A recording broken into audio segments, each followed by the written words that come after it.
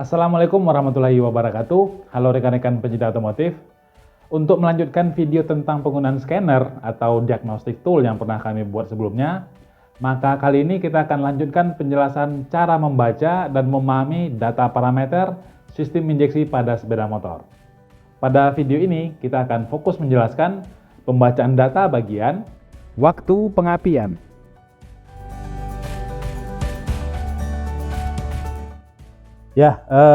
Jadi kita coba selesaikan untuk penjelasan cara menggunakan dan membaca data parameter pada sistem injeksi ya, menggunakan scanner atau diagnostic tool.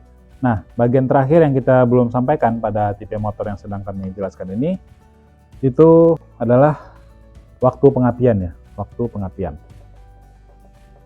Nah, waktu pengapian yang dimaksud di sini itu adalah timing atau waktu yang dilakukan untuk memberikan percikan api di busi.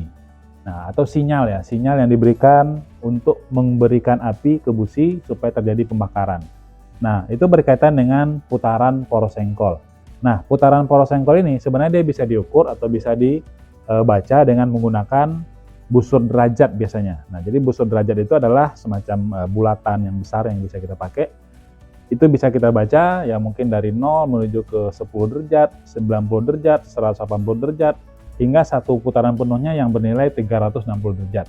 Nah, ini kaitannya dengan untuk nilai waktu pengapian adalah derajat sebelum terjadi piston ini mencapai titik mati atas. Nah, jadi contoh nih di tampilan yang kita lihat sekarang 10 dek ya, itu artinya adalah 10 derajat sebelum piston mencapai titik mati atas, itu pengapiannya sudah dilakukan atau sinyalnya sudah dikirimkan.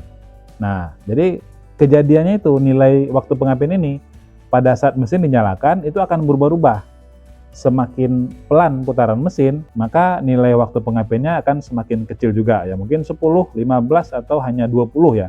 Kalau kondisinya putarannya pelan atau langsam.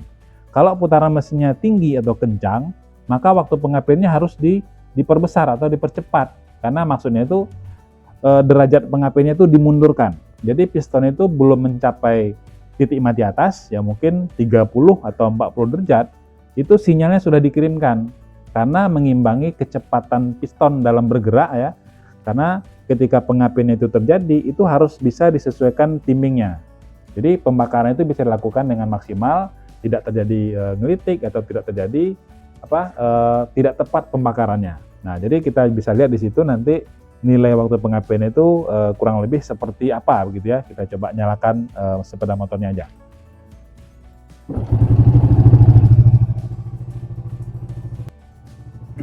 Nah, ini putaran mesin dalam kondisi langsam atau idling. Di situ tertera nilainya hanya kisaran ya 3 atau 5 derajat sebelum titik mati atas, kecil ya. Nah, ini memang di tipe-tipe motor tertentu itu bisa terjadi perbedaan ya. Ada yang mungkin 10 nilainya, ada yang 15, ya, ada yang nilainya mungkin mendekati 0 begitu ya.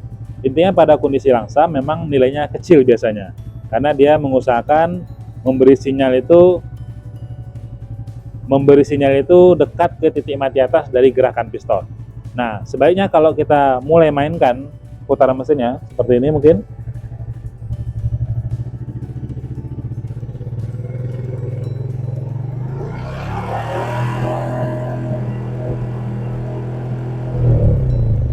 Nah, tadi kita sempat lihat di putaran kisaran 3000 atau 4000 rpm, ini stabil di angka 40 atau 50 ya. Itu artinya pengapian sudah diberikan sinyalnya pada saat piston masih berada di 50 derajat sebelum titik mati atas. Jadi jaraknya masih cukup jauh tuh. Tetapi memang sudah dilakukan sistem pengapiannya atau diberikan sinyalnya gitu ya, supaya tepat waktu pengapian yang terjadi dengan gerakan pistonnya. Nah, makanya nilai itu bisa berubah-ubah seperti yang kita lihat tadi. Kalau kita lihat di tabel atau grafiknya juga bisa di sini.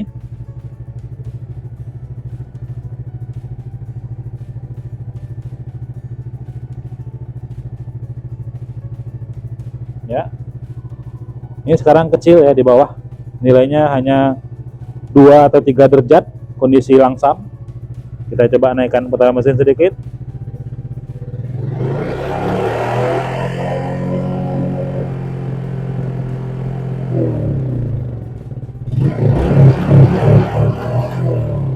Nah, oke, jadi nilai yang kita lihat ini adalah nilai perubahan derajat waktu pengapian.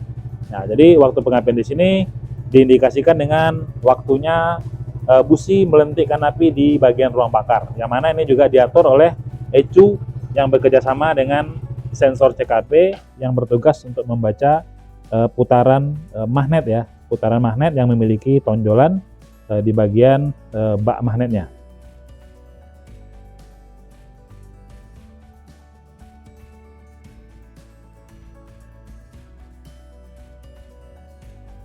Demikianlah rangkaian pembacaan data parameter sistem injeksi sepeda motor yang dapat kami informasikan. Jika dirasa video ini bermanfaat, silahkan di-share, like, dan subscribe channel ini. Terima kasih sudah menonton. Sampai jumpa di video kami yang lain. Wassalamualaikum warahmatullahi wabarakatuh.